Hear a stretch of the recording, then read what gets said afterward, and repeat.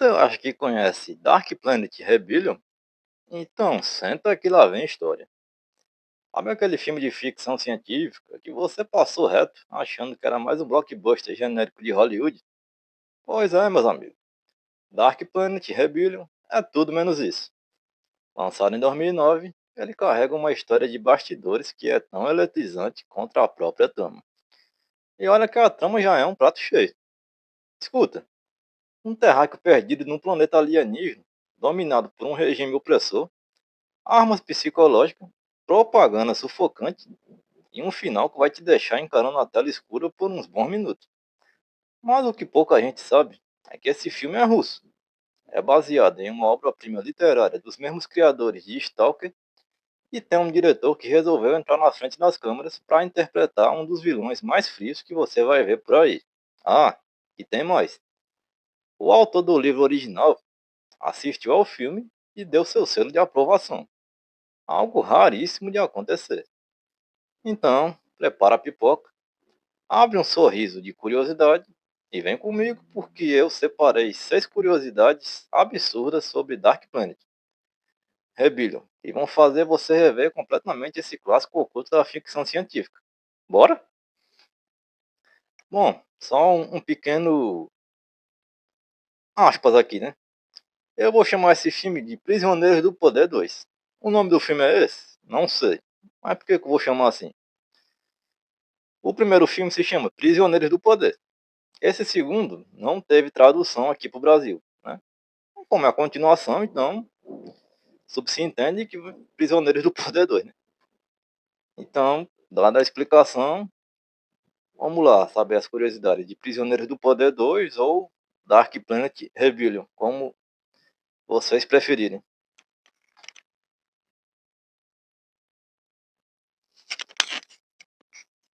A curiosidade número 1 que ninguém conta é: o filme é russo. Isso mesmo.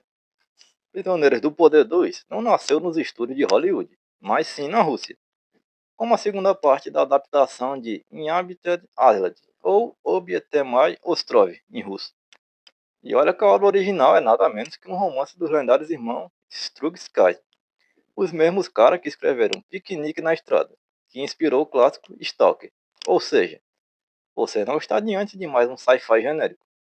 Está pisando em terreno sagrado da ficção científica literária eslava, onde cada cena carrega camadas de crítica social, ironia amarga e personagens que questionam o próprio papel no universo. A produção é russa, mas a ambição é global. Eles queriam mostrar que também sabiam fazer blockbuster com um célebre coração e olha, conseguiram.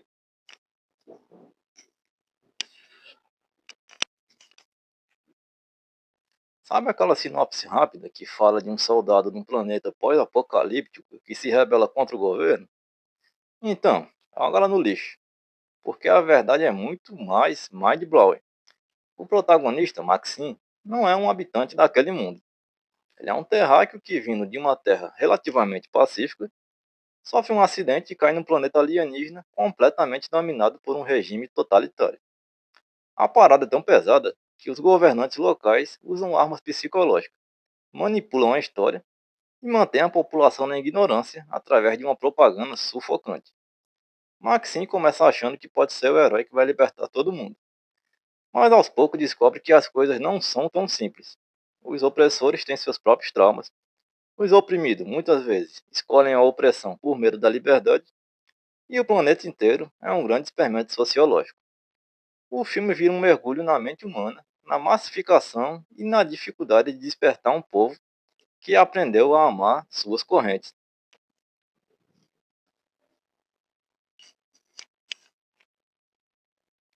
Se você está acostumado com finais de Hollywood, onde o herói sobe no palco ao som de rock, pode se preparar para um choque. Prisioneiros do Poder 2 entrega um desfecho sombrio, complexo e deliberadamente desconfortável. O Maxim descobre que as mentiras não estão apenas no planeta onde ele está preso. Elas também existem na Terra que ele tanto idealizava. Segredos terríveis sobre o governo terrestre, sobre a verdadeira missão dele e sobre o papel da humanidade no universo vêm à tona de um jeito que te faz coçar a cabeça durante os créditos. E aí vem a cereja do bolo.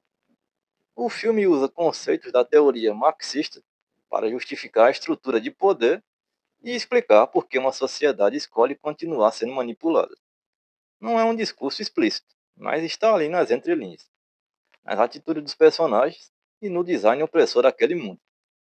É daquelas obras que terminam e você sente a necessidade de conversar com alguém, debater e reassistir com anotações. Um final que não tem medo de frustrar expectativas. E por isso mesmo fica gravado na memória.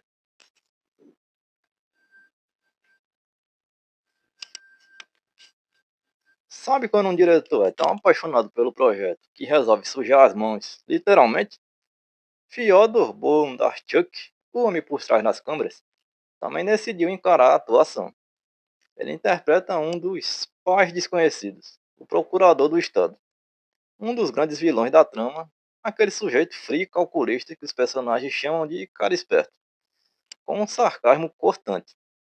Ver Bondarchuk transitando entre das ordens atrás das câmeras e depois aparecer na tela como a própria personificação do sistema opressor é um dos momentos mais divertidos para quem curte cinema.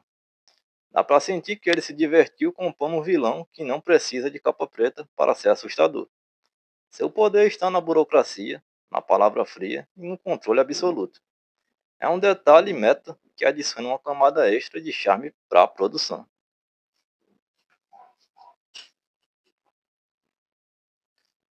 Quando Prisioneiros do Poder chegou aos cinemas, ele entrou para a história como um dos filmes mais caros já produzidos na Rússia. Estamos falando de um investimento total de cerca de 36.600 milhões para as duas partes de uma fortuna absurda para os padrões do cinema russo na época. É um verdadeiro voto de confiança na ficção científica nacional. Esse dinheiro foi parar em cenários colossais, efeitos visuais de primeira linha, figurinos impecáveis e uma produção que não devia nada aos blockbusters de Hollywood em termos de ambição visual. Mas aqui vem um detalhe que ninguém conta. Apesar do espetáculo, a bilheteria não acompanhou o mesmo ímpeto. A primeira parte arrecadou cerca de 14 milhões de dólares no fim de semana de estreia na Rússia e ficou com aproximadamente 6 milhões de dólares na região do SEI, que é a Comunidade dos Estados Independentes. No total, os dois filmes somaram cerca de 30 milhões de dólares em bilheteria, o que significa que, financeiramente, o projeto não conseguiu cobrir totalmente aquele orçamento gigantesco. Ou seja, foi uma aposta ousada que não deu o retorno esperado nas bilheterias, mas que ganhou em outro lugar, no coração dos fãs de sci-fi raiz, e mais importante, na aprovação de quem realmente importava. E sabe quem deu o selo de qualidade máxima? Boris Strugatsky, um dos dois autores do romance original. E isso mesmo, o lendário escritor que, ao lado do irmão Arkady, criou o universo de A Ilha Habitada. Assistiu ao filme e declarou que Maxim Kammerer, o protagonista, estava exatamente como ele imaginava, e que o filme era fiel ao espírito da obra. Se você conhece o peso dos irmãos Strugatsky na ficção científica mundial, sim, eles escreveram Piquenique na Estrada, que inspirou Stalker, sabe que esse elogio vale mais do que qualquer bilheteria. É como se o autor olhasse para a adaptação e dissesse: é isso, vocês acertaram. Então, quando você assiste a Prisioneiros do Poder 2, não está apenas vendo um blockbuster russo ambicioso. Está vendo um projeto que carregou nas costas a aposta financeira de uma indústria inteira, que teve coragem de sonhar grande, mesmo diante de riscos, e que ainda recebeu o abençoado carimbo de aprovação de um dos mestres da ficção científica soviética. Se isso não é uma curiosidade de peso, então eu não sei o que é.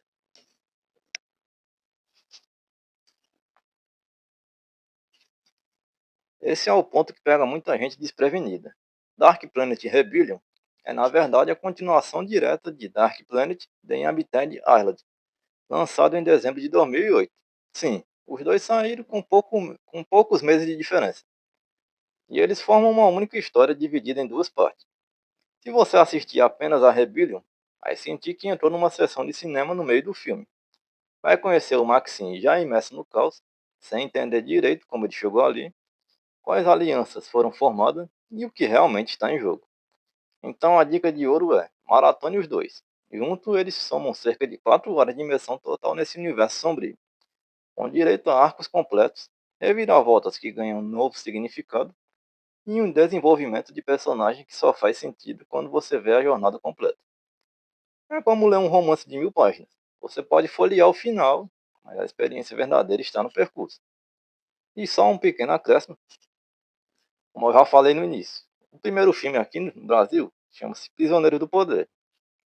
Ele é fácil de encontrar, acho que no próprio YouTube tem.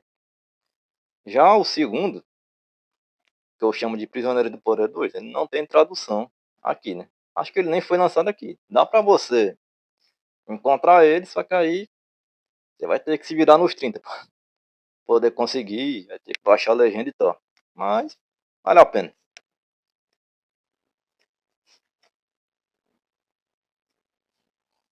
Com um herói que descobre que o mundo é mais cinza do que imaginava, um diretor que troca a cadeira de direção pela jaqueta de vilão, uma crítica social afiadíssima, um final que não pede licença para te deixar atordoado, e ainda o selo de aprovação de um dos maiores nomes da ficção científica mundial, Prisioneiros do Poder 2 é aquele tipo de sci-fi que você coloca na lista dos filmes que mudaram minha forma de ver o gênero.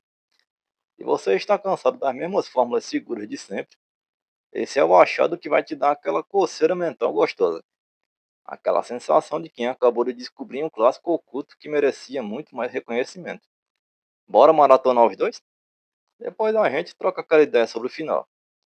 Bom, galera, esse foi nosso vídeo de hoje. Espero que tenham gostado. Eu trouxe a sequência, né? Mas, se a galera curtir e tal, eu posso trazer o primeiro, né? Não esqueça de dar aquele like, né? Isso fortalece demais. Se você gosta de filmes assim mais alternativos e tal, se puder se inscrever, se inscreva. E volta e meia eu trago algum do tipo. E é isso, né? Agora estou indo lá. Um grande abraço do seu amigo Danny Boy. E até a próxima. Valeu!